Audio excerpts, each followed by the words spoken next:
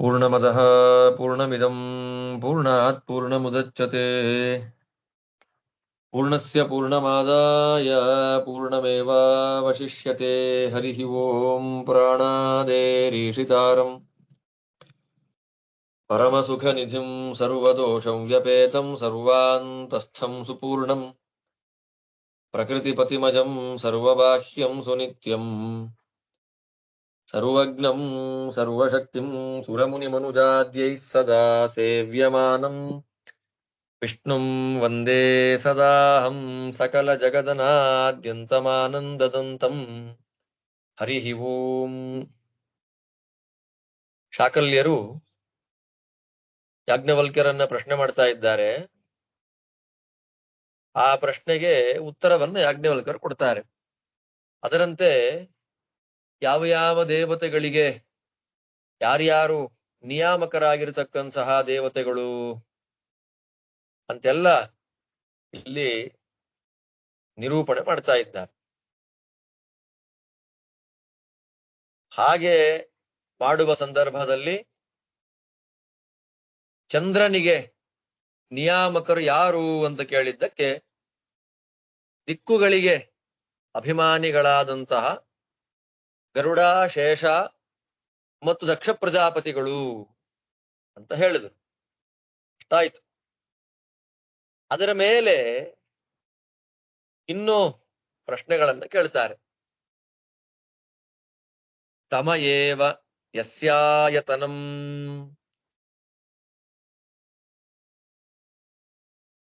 ತಮ ಏವ ಯಸ್ಯ ಆಯತನಂ ಯಸ್ಯ ಯಾವ ಪುರುಷನಿಗೆ ತಮಃ ಅಂಧಕಾರ ಕತ್ತಲು ಅಂಧಕಾರ ಅನ್ನೋದು ಅಧಿಷ್ಠಾನವಾಗಿದೆಯೋ ಹೃದಯಂ ಲೋಕಃ ಮತ್ತೆ ಹೃದಯಂ ಎಲ್ಲರ ಬುದ್ಧಿಯಲ್ಲಿ ಸನ್ನಿಹಿತಳಾಗಿದ್ರೂ ಹೃದಯದಲ್ಲಿ ಸನ್ನಿಹಿತಳಾಗಿರುವ ಪ್ರಯುಕ್ತ ಹೃದಯ ಅಂತ ಕರೆಯಲ್ಪಡತಕ್ಕಂತಹ ಮಹಾಲಕ್ಷ್ಮೀ ದೇವಿ ಯಾರಿಗೆ ಬಾಹ್ಯ ಜ್ಞಾನವನ್ನ ಕೊಡ್ತಾಳೋ ಮನೋಜ್ಯೋತಿ ಮನೋಭಿಮಾನಿ ದೇವತೆಯ ಒಳಗೆ ಜ್ಞಾನಸ್ವರೂಪಳಾದ್ದರಿಂದ ಮನೋನಾಮಕಳಾಗಿ ಯಾವ ಮಹಾಲಕ್ಷ್ಮೀ ದೇವಿ ಇದ್ದಾಳೆ ಅಂತಹ ಮಹಾಲಕ್ಷ್ಮೀ ದೇವಿ ಯಾರ ಸ್ವರೂಪ ಜ್ಞಾನವನ್ನ ಪ್ರಕಾಶಗೊಳಿಸ್ತಾಳೋ ಆ ಪುರುಷ ಯಾರು? ಅವನನ್ನ ತಿಳ್ಕೊಂಡವನನ್ನೇ ನಿಜವಾದಂತಹ ಜ್ಞಾನಿ. ಆದ್ದರಿಂದ ಯಾಜ್ಞವಲ್ಕ್ಯರೇ, ನಿಮಗೇನಾದ್ರೂ ಆ ವ್ಯಕ್ತಿ ಪುರುಷ ಗೊತ್ತಾ ಅಂತ ಪ್ರಶ್ನೆ.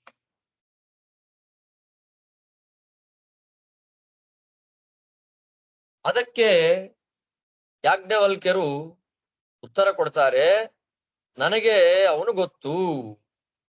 ವೇದಾವಾ ಅಹಂ ತಂ ಪುರುಷಂ ಸರ್ವಸ್ಯಾತ್ಮನಃ ಪರಾಯಣಂ ಯಮಾತ್ಥಾ. ನೀ ಹೇಳಿದ್ಯಲ್ಲಪ್ಪ, ಅವನ ಬಗ್ಗೆ ನನಗ್ ಚೆನ್ನಾಗಿ ಗೊತ್ತಿದೆ. ಯಾರವನು ಅಂತಂದ್ರೆ ಯಯೇವ ಅಯಂ ಛಾಯಾಮಯ ಪುರುಷ ಸಯೇಷ ಛಾಯಾಮಯ ಪುರುಷ. ಯಾರಿದ್ದಾನೆ ಅವನೇ ತಮಸ್ಸನ್ನ ಅಂಧಕಾರವನ್ನ ಅಧಿಷ್ಠಾನವನ್ನಾಗಿ ಮಾಡಿಕೊಂಡಂತಹ ಪುರುಷ. ಯಾರು ಛಾಯಾಮಯ ಪುರುಷ ಅಂದ್ರೆ ಯಾರು ನೋಡಿ. ಉಪನಿಷತ್ತು ಎಷ್ಟು ಅದ್ಭುತವಾಗಿ ದೇವತೆಗಳನ್ನ ತಿಳಿಸಿಕೊಡುತ್ತೆ ನಮಗೆ. ಆಚಾರ್ಯರು ಉತ್ತರ ಕೊಡ್ತಾರೆ ಅದಕ್ಕೆ. ಛಾಯಾಮಯಸ್ತು ನಿರತಿ. ಛಾಯಾಮಯ ಅಂತಂದ್ರೆ ನಿರತಿ.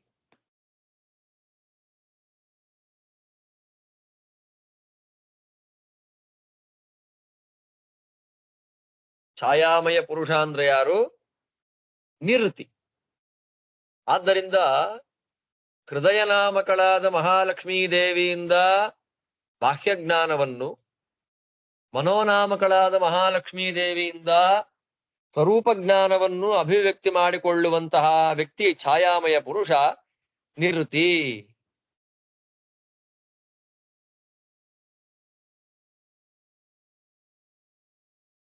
ನಿವೃತ್ತಿ ಎಂದ್ರು.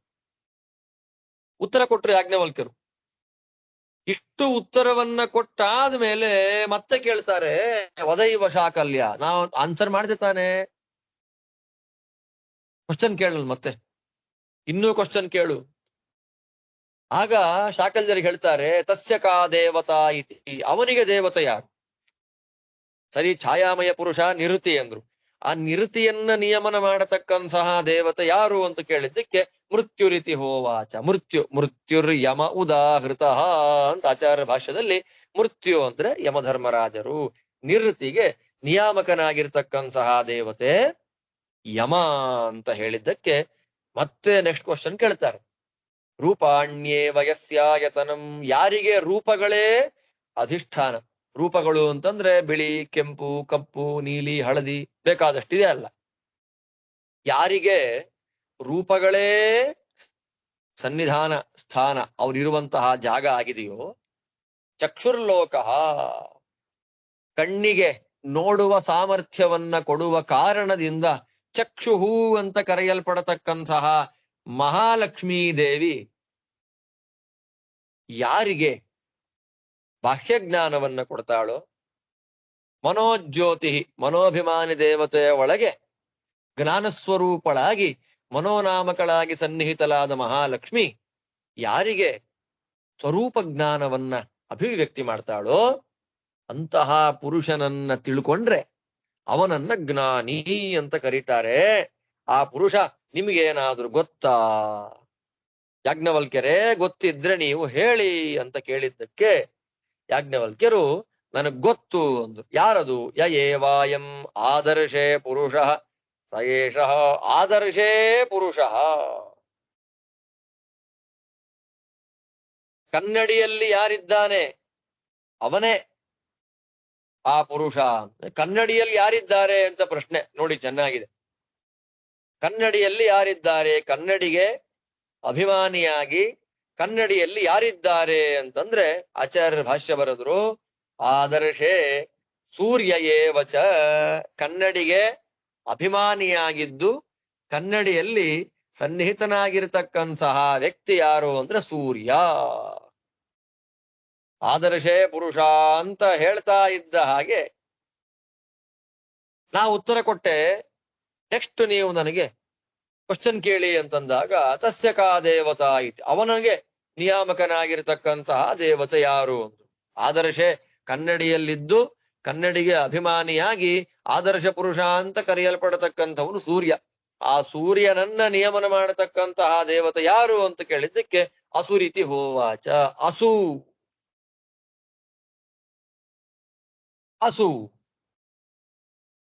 ಅವನಿಗೆ ನಿಯಾಮಕನಾಗಿರ್ತಕ್ಕ ದೇವತೆ ಅಸು ಅಂತಂದ್ರು.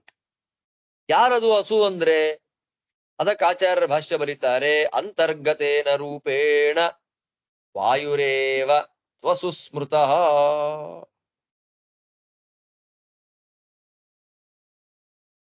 ಅಲ್ಲಿ ಅಮೃತ ಅಂತಂದ್ರು. ಒಬ್ಬನಿಗೆ ನಿಯಾಮಕನಾಗಿರ್ತಕ್ಕ ದೇವತೆ ಅಮೃತ ನಾಮಕರಾದ ಮುಖ್ಯ ಪ್ರಾಣದೇವರು ಅಂತ ನಾನು ನಿನ್ನೆ ಹೇಳಿದೆ ನೋಡಿ. ಅದೇ ಅಮೃತ ನಾಮಕರಾದ ಮುಖ್ಯ ಪ್ರಾಣದೇವರೇ ಜೀವರ ಅಂತರ್ಯಾಮಿಯಾಗಿ ಯಾವ ರೂಪದಿಂದ ಇದ್ದಾರೆ? ಅಸು ಎನ್ನುವ ರೂಪದಿಂದ ಇದ್ದಾರೆ. ಅಮೃತನಾಮಕರಾದ ಮುಖ್ಯ ಪ್ರಾಣದೇವರು ಜೀವರ ಒಳಗೆ ಅಸು ಎನ್ನುವಂತಹ ರೂಪದಿಂದ ಇದ್ದಾರೆ. ಆದ್ದರಿಂದ ಮುಖ್ಯ ಪ್ರಾಣದೇವರಿಗೆ ಅಸು ಅಂತ ಹೆಸರು.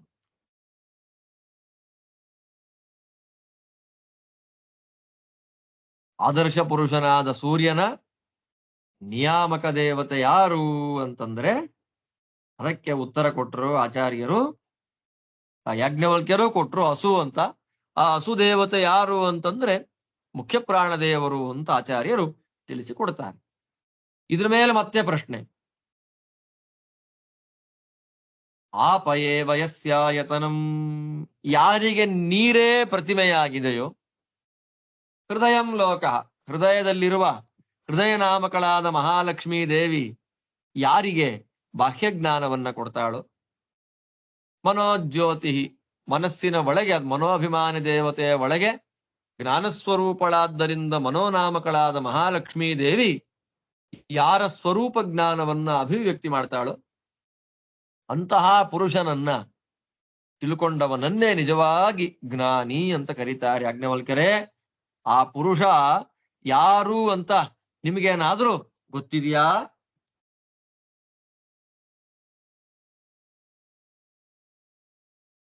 ಆ ಪುರುಷ ಯಾರು ನಿಮಗೇನಾದ್ರೂ ಗೊತ್ತಾ? ಗೊತ್ತಿದ್ರೆ ಹೇಳಿ ಅಂತ ಕೇಳಿದಕ್ಕೆ ಯಾಜ್ಞವಲ್ಕ್ಯರು ನನಗ್ ಗೊತ್ತು. ಯಯೇವಾಯಂ ಅಪ್ಸು ಪುರುಷ ಸಯೇಷ. ಅಪ್ಸು ಪುರುಷ ನೀರಲ್ಲೊಬ್ಬ ಇದ್ದಾನಲ್ಲ ಅವನೇ. ನೀರಲ್ಲಿ ಯಾರಿದ್ದಾರೆ?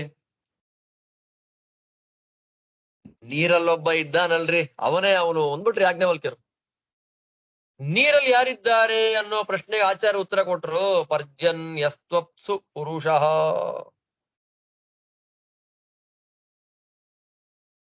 ಪರ್ಜನ್ಯಸ್ತು ಅಪ್ಸು ಪುರುಷ. ನೀರಿನಲ್ಲಿ ಇರುವಂತಹ ಪುರುಷ ಯಾರು ಅಂತಂದ್ರೆ ಪರ್ಜನ್ಯ. ಸರಿ, ಹಾಗೆ ಆಗ್ಲಿ. ಆ ಪರ್ಜನ್ಯನಿಗೆ ನಿಯಾಮಕನಾದಂತಹ ದೇವತೆ ಯಾರು ಅಂತಂದ್ರೆ ವರುಣ ಇತಿ ಹೋವಾಚ. ವರುಣ ದೇವರು. ಆ ಪರ್ಜನ್ಯನಿಗೆ ನಿಯಾಮಕರಾಗಿರ್ತಕ್ಕಂತಹ ದೇವತೆ ಅದು ವರುಣ ದೇವರು. ಇನ್ನು ಸಮಾಧಾನ ಇಲ್ಲ ಅವನಿಗೆ. ಮತ್ತೆ ಕೇಳ್ದ, ರೇತಯೇ ವಯಸ್ಯಾಯತನಂ. ಯಾರಿಗೆ ರೇತಸ್ಸೇ ಪ್ರತಿಮೆಯಾಗಿದೆಯೋ, ಹೃದಯಂ ಲೋಕಃ ಮನೋಜ್ಯೋತಿ ಅಂತ, ಹೃದಯದಲ್ಲಿ ಹೃದಯ ನಾಮಕಳಾಗಿ ಸನ್ನಿಹಿತಳಾಗಿರ್ತಕ್ಕ ಮಹಾಲಕ್ಷ್ಮೀ ದೇವಿ ಯಾರಿಗೆ ಬಾಹ್ಯಜ್ಞಾನವನ್ನ ಕೊಡ್ತಾಳೆ, ಮನೋಭಿಮಾನಿ ದೇವತೆಯ ಒಳಗೆ ಜ್ಞಾನಸ್ವರೂಪಳಾದ್ದರಿಂದ ಮನೋನಾಮಕಳಾದ ಮಹಾಲಕ್ಷ್ಮೀ ದೇವಿ ಯಾರಿಗೆ ಸ್ವರೂಪ ಜ್ಞಾನವನ್ನ ಕೊಡ್ತಾಳೆ, ಆ ಪುರುಷನನ್ನ ಸರಿಯಾಗಿ ತಿಳ್ಕೊಂಡವನನ್ನೇ ನಿಜವಾಗಿ ಜ್ಞಾನಿ ಅಂತ ಕರೀತಾರೆ. ಯಾಜ್ಞವಲ್ಕ್ಯರೇ, ಅವರ ಬಗ್ಗೆ ನಿಮಗೇನಾದ್ರೂ ಗೊತ್ತೇನು ಅಂತ ಕೇಳಿದ್ದಕ್ಕೆ ಯಾಜ್ಞವಲ್ಕ್ಯರು ಉತ್ತರ ಕೊಡ್ತಾರೆ, ಯಯೇವಾಯಂ ಪುತ್ರಮಯ ಪುರುಷ ಸಯೇಷ. ಪುತ್ರಮಯನಾಗಿರತಕ್ಕಂತಹ ವ್ಯಕ್ತಿ ಇದ್ಯಾರು? ಪುತ್ರಮಯ. ಪುತ್ರಮಯ ಅಂದ್ರೆ ಏನಪ್ಪ ಅರ್ಥ ಇದು ಅಂತಂದ್ರೆ ಅದಕ್ಕೆ ಆಚಾರ್ಯರ ಭಾಷ್ಯ ಬರೀತಾರೆ. ಪುತ್ರಮಯನಾಗಿರ್ತಕ್ಕಂಥವನು ಅಂತಂದ್ರೆ ಇಂದ್ರ ಪುತ್ರಾಭಿಮಾನವಾನ್. ಇಂದ್ರದೇವರು ಪುತ್ರಮಯ ಪುರುಷ ಅಂತಂದ್ರೆ ಪುತ್ರಾಭಿಮಾನಿಯಾಗಿರತಕ್ಕಂತಹ ದೇವತೆ ಇಂದ್ರ. ನೋಡಿ, ಇಂದ್ರ ಛಾಯಾಮಯ ಅಂದ್ರೆ ನಿರುತಿ, ಶ್ರೌತ ಅಂದ್ರೆ ಚಂದ್ರ, ಆದರ್ಶ ಅಂತಂದ್ರೆ ಸೂರ್ಯ. ಮತ್ ನೆನ್ನೆ ಹೇಳುವಾಗ ಆದರ್ಶೇ ಪುರುಷ ಅನ್ನೋದಕ್ಕೆ ಸೂರ್ಯನಲ್ಲಿ ಸನ್ನಿಹಿತರಾಗಿರ್ತಕ್ಕ ಮಹರುದ್ರ ದೇವರು. ಇವತ್ತು ಅಸು ಅಂದ್ರೆ ಮುಖ್ಯ ಪ್ರಾಣದೇವರು, ಛಾಯಾಮಯ ನಿರುತಿ, ಅಪ್ಸು ಪುರುಷ ಅಂದ್ರೆ ಪರ್ಜನ್ಯ, ಪುತ್ರಮಯ ಅಂದ್ರೆ ಇಂದ್ರದೇವರು. ಉತ್ತರ ಕೊಟ್ನಲ್ಲ, ಪ್ರಶ್ನೆ ಕೇಳು ಅಂತಂದ್ರು. ಅದಕ್ಕೆ ತಸ್ಯ ಕಾ ದೇವತಾ ಇತಿ, ಅವನನ್ನ ನಿಯಮನ ಮಾಡತಕ್ಕಂತಹ ದೇವತೆ ಯಾರು ಅಂತಂದ್ರೆ ಯಾಜ್ಞವಲ್ಕ್ಯರು ಉತ್ತರ ಕೊಡ್ತಾರೆ, ಪ್ರಜಾಪತಿ ರೀತಿ ಹೋವಾಚ. ಪ್ರಜಾಪತಿ ಎನ್ನೆ ಸತ್ಯನಾಮಕರಾಗಿ ಬ್ರಹ್ಮದೇವರಿದ್ದಾರೆ ಅಂದ್ರಲ್ಲ, ಅವರೇ ಆ ಸತ್ಯನಾಮಕರಾದ ಬ್ರಹ್ಮದೇವರೇ ಪಾಲನೆಯನ್ನ ಮಾಡುವ ಕಾರಣ ಅವರನ್ನ ಪ್ರಜಾಪತಿ ಅಂತ ಕರೀತಾರೆ. ಪಾಲಕೇನ ಸ್ವರೂಪೇಣ ಬ್ರಹ್ಮೈವಾತ್ರ ಪ್ರಜಾಪತಿ. ಪಾಲನೆಯನ್ನ ಮಾಡುವ ಕಾರಣದಿಂದ ಚತುರ್ಮುಖ ಬ್ರಹ್ಮದೇವರೇ ಇಲ್ಲಿ ಪ್ರಜಾಪತಿ ನಾಮಕರಾಗಿದ್ದಾರೆ. ಅಲ್ಲಿಗೆ ಎಷ್ಟಾಯ್ತೀಗ? ಶಾರೀರ. ಶಾರೀರ ದೇವತೆ ಯಾರು?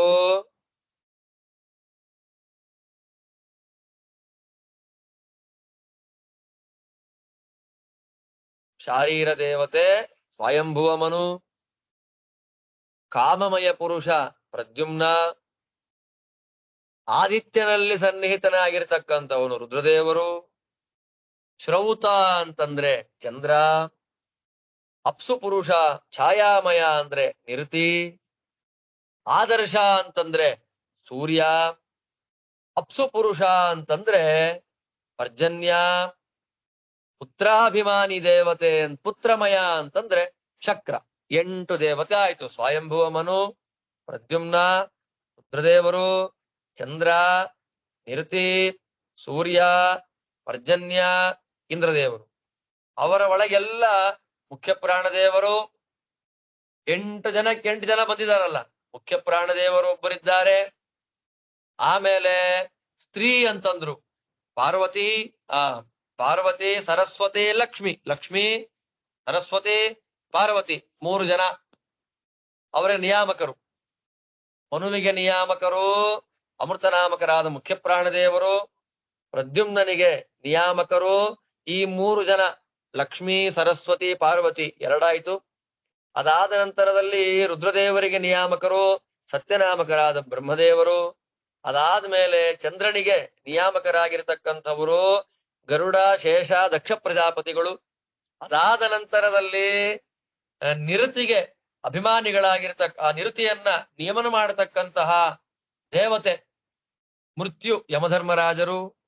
ಅದಾದ ನಂತರದಲ್ಲಿ ಸೂರ್ಯನನ್ನ ನಿಯಮನ ಮಾಡತಕ್ಕಂತಹ ದೇವತೆ ಅಸು ಎನ್ನುವ ರೂಪದಿಂದ ಇರತಕ್ಕಂತಹ ಮುಖ್ಯ ಪ್ರಾಣದೇವರು. ಅದಾದ್ಮೇಲೆ ಪರ್ಜನ್ಯನನ್ನ ನಿಯಮನ ಮಾಡತಕ್ಕಂತಹ ದೇವತೆ ವರುಣ. ಇಂದ್ರದೇವರನ್ನ ನಿಯಮನ ಮಾಡತಕ್ಕಂತಹ ದೇವತೆ ಪ್ರಜಾಪತಿ ನಾಮಕರಾಗಿರತಕ್ಕಂತಹ ಬ್ರಹ್ಮದೇವರು. ಅಲ್ಲಿಗೆ 8 ಅಭಿಮಾನಿಗಳು, 8 ಜನ ದೇವತೆಗಳು ನಿಯಾಮಕರು. ಅವರಲ್ಲಿ ಬಾಹ್ಯ ಜ್ಞಾನವನ್ನು, ಸ್ವರೂಪ ಜ್ಞಾನವನ್ನು ಕೊಡತಕ್ಕಂಥವಳು ಅಗ್ನಿನಾಮಕಳಾದ ಮಹಾಲಕ್ಷ್ಮೀ ದೇವಿ, ಮನೋನಾಮಕಳಾದ ಮಹಾಲಕ್ಷ್ಮೀ ದೇವಿ, ಹೃದಯ ನಾಮಕಳಾದ ಮಹಾಲಕ್ಷ್ಮೀ ದೇವಿ, ಚಕ್ಷುರ್ನಾಮಕಳಾದ ಮಹಾಲಕ್ಷ್ಮೀ ದೇವಿ. ಆದ್ದರಿಂದ ಈ ಎಲ್ಲ ನಾವು ಹೇಳಿದ 8 ದೇವತೆಗಳಿಗೆ ನಿಯಾಮಕರು 8 ದೇವತೆಗಳಿದ್ದಾರೆ. ಈ 8 ದೇವತೆಗಳಿಗೆ ಬಾಹ್ಯಜ್ಞಾನ, ಸ್ವರೂಪ ಜ್ಞಾನ ಇದೆರಡನ್ನು ಅಭಿವೃದ್ಧಿಗೊಳಿಸ್ತಕ್ಕಂಥವಳು ಮಹಾಲಕ್ಷ್ಮೀ ದೇವಿ. ಇದ್ರ ಮೇಲೊಂದು ಪ್ರಶ್ನೆ ಬರುತ್ತೆ, ಅಲ್ಲ ಎಲ್ಲರಿಗೂ ಮನೋಜ್ಯೋತಿ ಮನೋಜ್ಯೋತಿ ಅಂತ 8 ದೇವತೆಗಳ ಬಗ್ಗೆ ಮಾತಾಡುವಾಗ ಮನೋಭಿಮಾನಿಯಾಗಿರತಕ್ಕಂತಹ ದೇವತೆಯ ಒಳಗೆ ಜ್ಞಾನ ಸ್ವರೂಪಳಾದ್ದರಿಂದ ಮಹಾಲಕ್ಷ್ಮೀ ದೇವಿ ಮನೋನಾಮಕಳಾಗಿದ್ದಾಳೆ ಅಂತ ಹೇಳಿದ್ರು. ಅದೇ ಹೊರಗಡೆಯಲ್ಲಿ ವಾಗಭಿಮಾನಿ ಅಗ್ನಿಯ ಒಳಗೆ ಅಗ್ನಿ ರೂಪದಿಂದ ಇದ್ದಾಳೆ. ಎಲ್ಲರ ಬುದ್ಧಿಯಲ್ಲಿ ಇರುವಂತಹ ಮಹಾಲಕ್ಷ್ಮೀ ದೇವಿ ಹೃದಯದಲ್ಲಿ ಹೃದಯ ನಾಮಕಳಾಗಿದ್ದಾಳೆ. ನೋಡುವ ಸಾಮರ್ಥ್ಯವನ್ನ ಕೊಡುವ ಮಹಾಲಕ್ಷ್ಮಿ ಚಕ್ಷುರ್ನಾಮಕಳಾಗಿದ್ದಾಳೆ. ಕೇಳುವ ಸಾಮರ್ಥ್ಯವನ್ನ ಕೊಡುವ ಮಹಾಲಕ್ಷ್ಮಿ ಶ್ರೋತ್ರ ನಾಮಕಳಾಗಿದ್ದಾಳೆ. ಅಂದ್ರೆ ಇದೆಲ್ಲ ಅರ್ಥ ಆಯ್ತು ನಮಗೆ. ಏನು ಪ್ರಶ್ನೆ ನಮಗಿಲ್ಲಿ ಅಂತಂದ್ರೆ, ಈಗ ವಾಗಭಿಮಾನಿ ಅಗ್ನಿಯ ಒಳಗೆ ಅಗ್ನಿನಾಮಕಳಾಗಿ, ಹೃದಯದಲ್ಲಿ ಹೃದಯ ನಾಮಕಳಾಗಿ, ಕಣ್ಣಿನಲ್ಲಿ ಚಕ್ಷುರ್ನಾಮಕಳಾಗಿ, ಕಿವಿಯಲ್ಲಿ ಶ್ರೋತ್ರ ನಾಮಕಳಾಗಿ, ಮಹಾಲಕ್ಷ್ಮಿ ಶರೀರದ ಹೊರಗೇನು ಇಲ್ವಲ್ಲ, ಒಳಗೆ ತಾನೇ ಇರೋದು. ಆದ್ದರಿಂದ ಒಳಗಿದ್ದಾಳೆ. ಆದ್ದರಿಂದ ಅವಳು ಸ್ವರೂಪ ಜ್ಞಾನವನ್ನೇ ಕೊಡ್ಲಿ. ಮನೋನಾಮಕಳಾದ ಮಹಾಲಕ್ಷ್ಮಿ ಮಾತ್ರ ಸ್ವರೂಪ ಜ್ಞಾನವನ್ನ ಕೊಡೋದು ಯಾಕೆ? ಈ ಚಕ್ಷುಸ್ಸು, ಹೃದಯ, ಶ್ರೋತ್ರ, ಅಗ್ನಿ ಇವರ ಒಳಗೆ ಈ ನಾಮಗಳಿಂದಿರುವ ಮಹಾಲಕ್ಷ್ಮಿ ಬಾಹ್ಯ ಜ್ಞಾನವನ್ನ ಕೊಡೋದು ಯಾಕೆ ಅಂದ್ರೆ, ಅಲ್ಲಿ ಬಾಹ್ಯ ಜ್ಞಾನ ಅಂತಂದ್ರೆ ಒಳಗೆ, ಶರೀರದ ಒಳಗೆ, ಶರೀರದ ಹೊರಗೆ ಅಂತ ಅರ್ಥ ಅಲ್ಲ. ಬಾಹ್ಯ ಜ್ಞಾನ, ಅಂತರಜ್ಞಾನ, ಹೊರಗಿನ ಜ್ಞಾನ. ಸ್ವರೂಪ ಜ್ಞಾನ ಅಂದ್ರೆ ಒಳಗೆ ಹೊರಗೆ, ದೇಹದ ಒಳಗೆ ದೇಹದ ಹೊರಗೆ ಅಂತ ಅರ್ಥ ಅಲ್ಲ. ಆಚಾರ್ಯ ಹೇಳ್ತಾರೆ, ಬುದ್ಧಿವೃತ್ಯಪೇಕ್ಷೆಯ ಬಹಿಃಪ್ರಕಾಶ ಹೇತುತ್ವಂ ಅಪಿ ದೇವ್ಯಾಹ ನ ವಿರುದ್ಧತೆ. ಸಾಕ್ಷಿ, ಅಂತಃಕರಣ ಅಂತ 2 ಜ್ಞಾನ.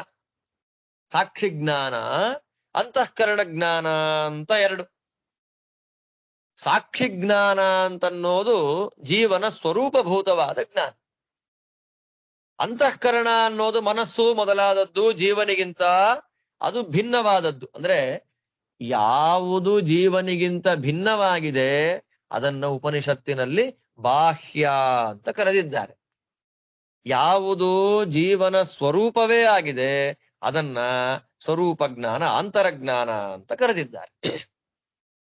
ಆದ್ದರಿಂದ ಆ ಎರಡೂ ಜ್ಞಾನಕ್ಕೂ ಮಹಾಲಕ್ಷ್ಮೀ ದೇವಿಯೇ. ಆದ್ದರಿಂದ ಮಹಾಲಕ್ಷ್ಮೀ ದೇವಿಗೆ ಇದನ್ನು ಹೇಳಿದ್ರೆ ಯಾವ ರೀತಿಯಾಗಿರತಕ್ಕಂತಹ ವಿರೋಧ ಅಂತನ್ನೋದು ನಮಗೆ ಬರೋದಿಲ್ಲ.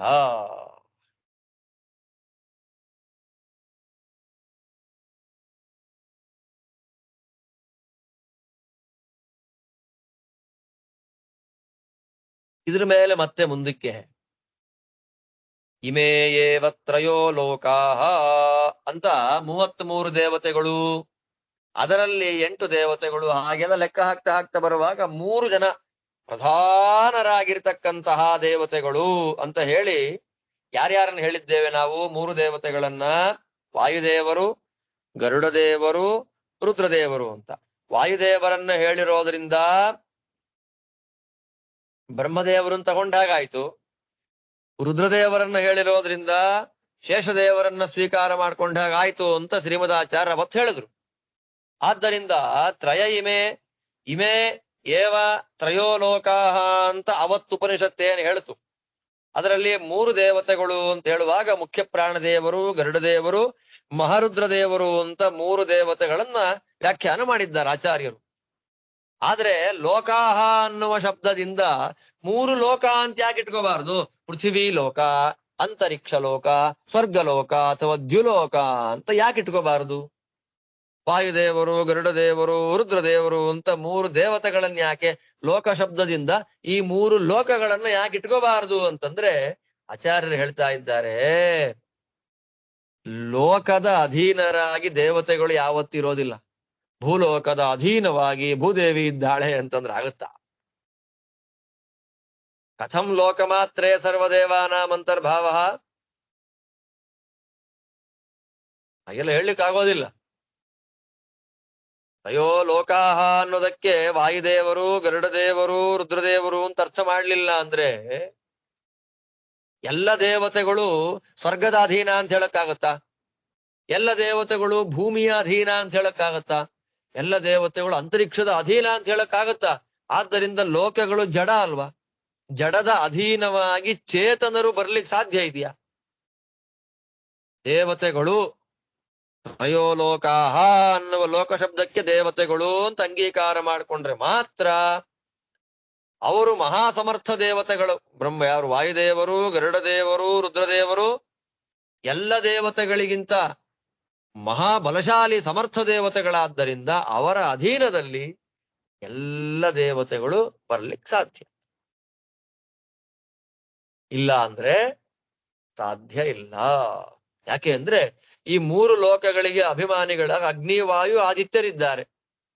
ಭೂಲೋಕಕ್ಕೆ ಅಗ್ನಿ, ಅಂತರಿಕ್ಷ ಲೋಕಕ್ಕೆ ವಾಯು, ದ್ಯುಲೋಕಕ್ಕೆ ಆದಿತ್ಯ ಅಂತ 3 ಅಭಿಮಾನಿ ದೇವತೆಗಳು ಅಂತ ಇಟ್ಟುಕೊಂಡ್ರೆ ಈ 3 ಅಭಿಮಾನಿ ದೇವತೆಗಳು ಇಂದ್ರದೇವರು ಅಗ್ನಿ ಅಧೀನ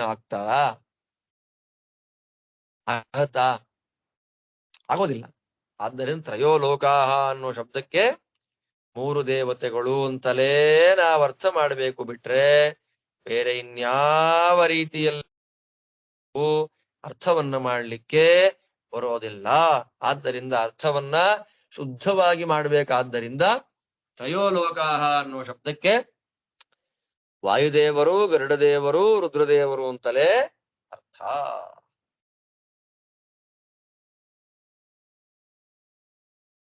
ಅದಕ್ಕೆ ಅವ್ರು ಹೇಳ್ತಾರೆ, ತ್ರಯೋಲೋಕಾಹ ಅಂತಂದ್ರೆ ಎಲ್ಲ ದೇವತೆಗಳು ಈ 3 ಲೋಕದಲ್ಲಿ ವಾಸ ಮಾಡ್ತಾರೆ ಅಂತ ಯಾಕೆ ಅರ್ಥ ಮಾಡಬಾರದು? ಕೆಲವು ದೇವತೆಗಳ ಭೂಮಿಯಲ್ಲಿ, ಕೆಲವು ದೇವತೆಗಳು ಅಂತರಿಕ್ಷದಲ್ಲಿ, ಕೆಲವು ದೇವತೆಗಳು ಸ್ವರ್ಗದಲ್ಲಿ ವಾಸ ಮಾಡ್ತಾರೆ ಅಂತ ಯಾಕೆ ಅರ್ಥ ಮಾಡಬಾರದು?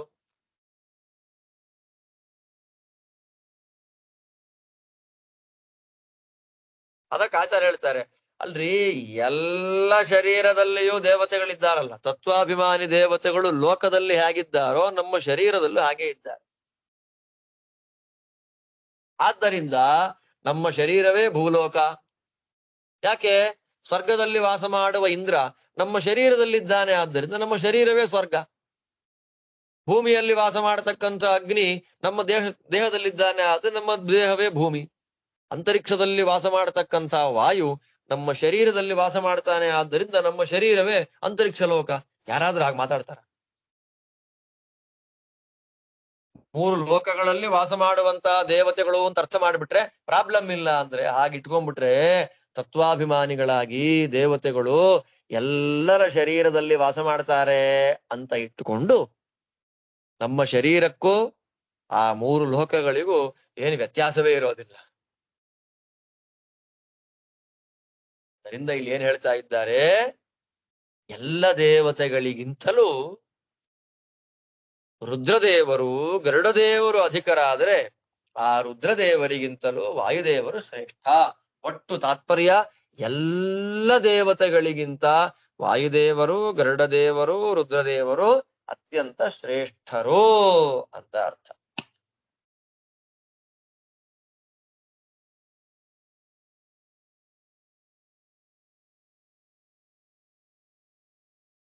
ಯಾಕೆ ಅಂತಂದ್ರೆ ಏತೇಷು ಇದಂ ಸರ್ವಂ ಷಟ್, ಗರುಡಶೇಷ ರುದ್ರರಲ್ಲಿ ಅಲ್ವಾ ಜ್ಞಾನಾದಿಗಳು ಅತ್ಯಂತ ಶ್ರೇಷ್ಠವಾಗಿದೆ ಅಂತ. ಎಲ್ಲ ದೇವತೆಗಳಿಗಿಂತ ಜ್ಞಾನವೇ ಮೊದಲಾದ ಎಲ್ಲ ಗುಣಗಳು ಪೂರ್ಣವಾಗಿದೆ ಅಂತ ಹೇಳ್ತಾರೆ. ಆ 6 ದೇವತೆಗಳಲ್ಲೂ ಮುಖ್ಯವಾಗಿ ಯದಸ್ಮಿನ್ನಿದಂ ಸರ್ವ ಮಧ್ಯಾರ್ಧೋತ್, ಆ 6 ದೇವತೆಗಳಲ್ಲಿಯೂ ಮುಖ್ಯ ಪ್ರಾಣ ದೇವರಲ್ಲಿ ಅಧ್ಯರ್ಥ ಆದ್ದರಿಂದ ಆ ಮುಖ್ಯ ಪ್ರಾಣ ದೇವರಲ್ಲಿ ವಿಶೇಷವಾಗಿರ್ತಕ್ಕಂತಹ ಗುಣಪೂರ್ತಿ ಗುಣಗಳು ಸಮೃದ್ಧವಾಗಿದೆ ಅಂತ ಹೇಳಿದ್ರು. ಅವರಲ್ಲಿಯೂ ಸ ಬ್ರಹ್ಮತ್ಯಜಿತ್ಯ ಚಕ್ಷತೆ ಮಹಿಮಾನಯೇ ವೈಷಾಮ್ ಅಂತ ಹೇಳುವಾಗ ಆ ಎಲ್ಲರಿಗಿಂತಲೂ ಅನಂತ ಕಲ್ಯಾಣ ಗುಣಪರಿಪೂರ್ಣನಾದವನು ವಿಷ್ಣು. ತಾರತಮ್ಯವನ್ನು ಹೇಳಲಿಕ್ಕಾಗಿ ಬಂದಿರತಕ್ಕಂತಹ ಪ್ರಸಕ್ತಿ.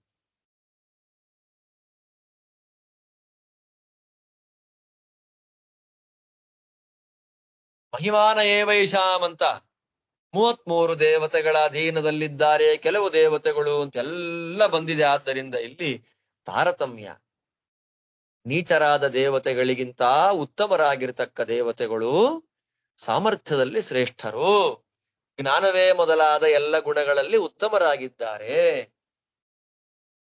ಒಬ್ಬನು ಒಬ್ಬನ ಅಧೀನ ಆಗೋದು ಯಾವಾಗ ಅಂದಾಗ ಉತ್ತಮ ಒಬ್ಬ ಇದ್ದಾಗ ಅವನಿಗಿಂತ ಕಡಿಮೆ ಜ್ಞಾನ ಇರತಕ್ಕಂಥವನು ಅವನ ಅಧೀನನಾಗಿ ಬರ್ತಾನೆ. ಆದ್ದರಿಂದ ಸುಮ್ನೆ ಲೋಕಗಳು ಬೇರೆ ದೇವತೆಗಳು ಹಾಗೆಲ್ಲ ಅರ್ಥ ಮಾಡಬಾರ್ದು. ಹಾಗೆಲ್ಲ ಅರ್ಥ ಮಾಡಿದರೆ ತುಂಬಾ ತಪ್ಪಾಗ್ಬಿಡತ್ತೆ. ಹಾಗೆ ಅರ್ಥ ಮಾಡ್ಲಿಕ್ಕಿಲ್ಲ. ಇದಂ ಸರ್ವಂ ಗುಣಷಟ್ಕಂ ಪೂರ್ಣಂ ಗುಣಷಟ್ಕಂ ಇತ್ಯರ್ಥ. ಇದಂ ಸರ್ವಂ ಷಟ್ ಅಂದ್ರೆ ಪರಿಪೂರ್ಣವಾದ 6 ಗುಣಗಳು ಅಂತ ಅರ್ಥ. ಪರಿಪೂರ್ಣವಾದ 6 ಗುಣಗಳು ಅಂದ್ರೆ ಇವರಲ್ಲಿ ಪರಿಪೂರ್ಣವಾದ 6 ಗುಣಗಳು ಇದೆ ಅಂತ ಅರ್ಥ ಮಾಡಬೇಕು. ಅಲ್ಲಿ 6 ಗುಣ ಇಲ್ಲ. ಇದಂ ಸರ್ವಂ ಷಟ್ ಅಂತಂದ್ರೆ ಇದಂ ಅಂದ್ರೆ ಅಲ್ಲಿ ಇದಂ ಅಂತ ಶಬ್ದ ಬಂದಿದೆ ನೋಡಿ. ಇಲ್ಲಿ ಆ ಇದಂ ಎನ್ನುವ ಶಬ್ದ ನೆಕ್ಸ್ಟ್ ಏನ್ ಹೇಳ್ಬೇಕೋ ಅದನ್ನ ಹೇಳ್ತಾ ಅಯಂ ಮೇ ಹಸ್ತೋ ಭಗವಾನ್ ಅಂತ ಒಂದು ವಾಕ್ಯ ಇದೆ. ಅಲ್ಲ ಅಯಂ ಮೇ ಹಸ್ತೋ ಭಗವಾನ್ ಅಂದ್ರೆ ಕೈಯೇ ದೇವರಲ್ಲ, ಕೈಯಲ್ಲಿ ಭಗವಂತ ಅಂತ ಹೇಗೆ ಅರ್ಥ ಮಾಡ್ತೇವೋ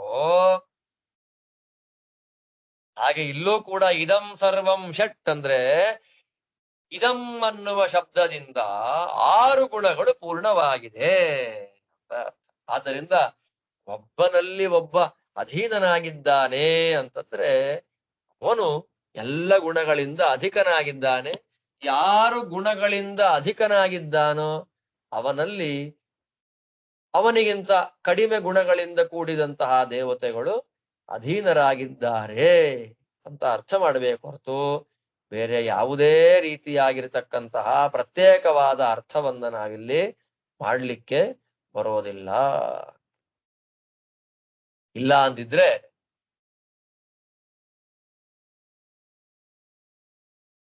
ಅಭಿಮಾನಿ ದೇವತೆಗಳು, ಉತ್ತಮ ದೇವತೆಗಳು, ಅಧಮ ದೇವತೆಗಳು ಅಂತ ತಾರತಮ್ಯ ಇಲ್ಲಿ ಬರದೇ ಹೋಯ್ತು ಅಂದಿದ್ರೆ ಅಮೃತ, ಸ್ತ್ರೀ ಅನ್ನೋ ಶಬ್ದ ಈಗಲೇ ಬಂತು. ಅಮೃತ ಅನ್ನೋ ಶಬ್ದಕ್ಕೆ ಮುಖ್ಯ ಪ್ರಾಣದೇವರು ಅಂತ ಅರ್ಥ ಮಾಡ್ಲಿಲ್ಲ ಅಂದ್ರೆ, ಸ್ತ್ರೀ ಅನ್ನೋ ಶಬ್ದಕ್ಕೆ ಲಕ್ಷ್ಮೀ ದೇವಿ, ಸರಸ್ವತಿ, ಪಾರ್ವತಿ ಅಂತ ಅರ್ಥ ಮಾಡ್ಲಿಲ್ಲ ಅಂದ್ರೆ, ಸತ್ಯ ಎನ್ನುವಂತ ಶಬ್ದಕ್ಕೆ ಬ್ರಹ್ಮದೇವರು ಅಂತ ಅರ್ಥ ಮಾಡ್ಲಿಲ್ಲ ಅಂದ್ರೆ ಪ್ರದ್ಯುಮ್ನನೇ ಮೊದಲಾಗಿರ್ತಕ್ಕ ದೇವತೆಗಳಿಗೆ ನಿಯಾಮಕರಾಗಿ ಅಮೃತ, ಸ್ತ್ರೀ, ಸತ್ಯ ಇದೆಲ್ಲ ಆಗಬೇಕು ಅಂತ ಹೇಳ್ಬೇಕಾಗತ್ತೆ. ಆದ್ದರಿಂದ ಸತ್ಯ ಶಬ್ದವಾಚ್ಯರಾಗಿ ಬ್ರಹ್ಮದೇವರಿದ್ದಾರೆ. ಸ್ತ್ರೀ ಅನ್ನುವ ಶಬ್ದ ಸ್ತ್ರೀಯ ಅನ್ನೋ ಬಹುವಚನ ಇರೋದ್ರಿಂದ ಮೂರುದೇ ಲಕ್ಷ್ಮೀ, ಸರಸ್ವತಿ, ಪಾರ್ವತಿಯರಿದ್ದಾರೆ. ಅಮೃತ ಅಂದ್ರೆ ಮುಖ್ಯ ಪ್ರಾಣದೇವರು ಅಂತಿದ್ದಾರೆ ಅಂತ ಅರ್ಥ ಮಾಡಿದರೆ ಸರಿ. ಇಲ್ಲ ಅಂದ್ರೆ ಪ್ರದ್ಯುಮ್ನಾದಿ ಮಹಾಮಹಿಮೋಪೇತರಾದಂತಹ ದೇವತೆಗಳಿಗೆ ಸ್ತ್ರೀಯರು ನಿಯಾಮಕರು ಅಂತೆಲ್ಲ ಅರ್ಥ ಮಾಡ್ಬೇಕಾಗತ್ತೆ. ಆ ಅರ್ಥ ಮಾಡ್ಲಿಕ್ಕಾಗತ್ತ ವೇದಗಳಿಗೆ? ಅದರಿಂದ ಇಲ್ಲಿ ಹೇಳಿದ ಎಲ್ಲ ದೇವತೆಗಳಿಗೂ ಮುಖ್ಯವಾಗಿ ನಿಯಾಮಕರು ಭಗವಂತ ಆದ್ರೂ ಕೂಡ, ಲಕ್ಷ್ಮೀದೇವಿ ಆದ್ರೂ ಕೂಡ, ಅವರಿಬ್ಬರಾದ ಮೇಲೆ ಬರತಕ್ಕಂಥವ್ರು ಮುಖ್ಯ ಪ್ರಾಣದೇವರು. ಆತ್ಮ ದೇವಾನಾಂ ಭುವನಸ್ಯ ಗರ್ಭ ಆತ್ಮ ತೇವಾತಃ ಇಂದ್ರೋ ವೈ ದೇವಾನಾಮೋಜಿಷ್ಠ ಬ್ರಹ್ಮ ದೇವಾನಾಂ ಪ್ರಥಮ ಸಂಬಭೂವ ಅಯಂ ವಾವ ಶಿಶುರ್ಯೋಯಂ ಮಧ್ಯಮ ಪ್ರಾಣ ತಮೇತಾ ಸಪ್ತಾಕ್ಷತಯ ಉಪತಿಷ್ಠಂತೆ ತದ್ಯಾ ಇಮ ಅಕ್ಷನ್ಲೋಹಿನ್ಯೋ ರಾಜಗಸ್ತಾಭಿರೇನಂ ರುದ್ರೋ ಅನ್ವಾಯತ್ತ ಯಚ್ಚುಕ್ಲಂ ತೇನೇಂದ್ರ. ಎಷ್ಟು ಪ್ರಮಾಣ ವಾಕ್ಯಗಳು! ಎಲ್ಲ ಲೋಕಗಳನ್ನ ವ್ಯಾಪಿಸಿರ್ತಕ್ಕಂತಹ ಮುಖ್ಯ ಪ್ರಾಣದೇವರು ದೇವತೆಗಳನ್ನ ನಿಯಮನ ಮಾಡ್ತಾ ಇದ್ದಾರೆ.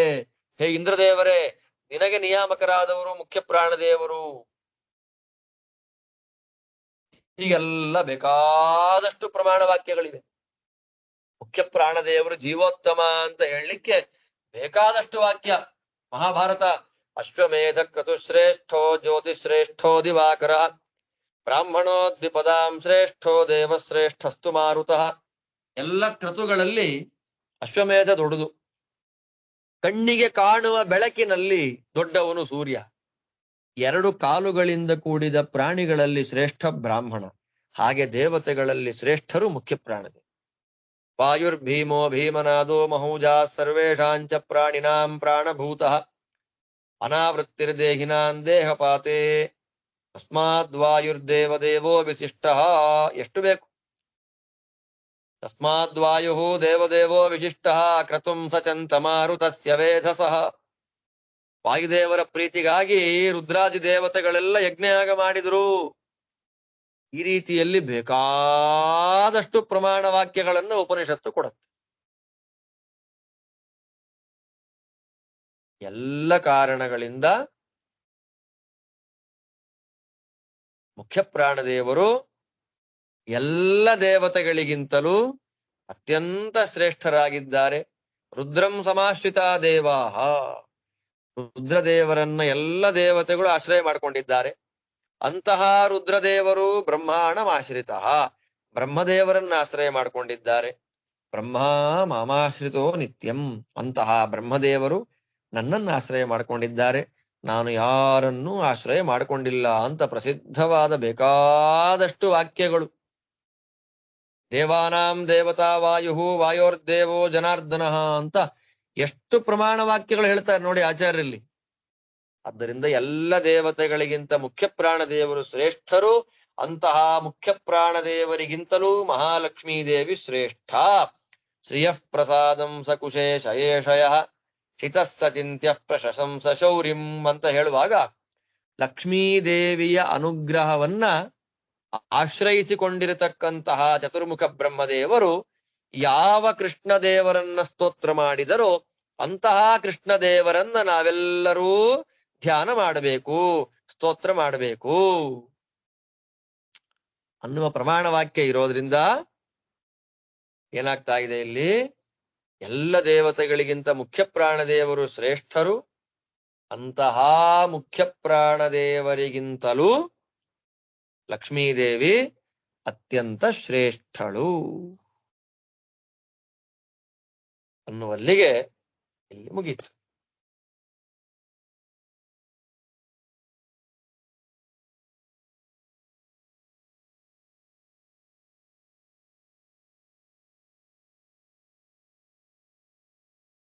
ಅಲ್ಲಿಂದ ಇನ್ನು ಮುಂದಕ್ಕೆ ಮತ್ತೆ ಪ್ರಶ್ನೆ ಮಾಡ್ತಾರೆ ಶಾಕಲ್ಯರು. ಇನ್ನೂ ಕ್ವಶನ್ಸ್, ಇನ್ನು ಬೇಕಾದಷ್ಟು ಕ್ವಶನ್ಸ್.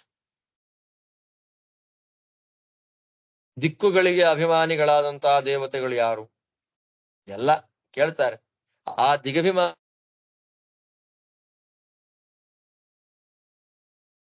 ಅದನ್ನೂ ಕೇಳ್ತಾರೆ.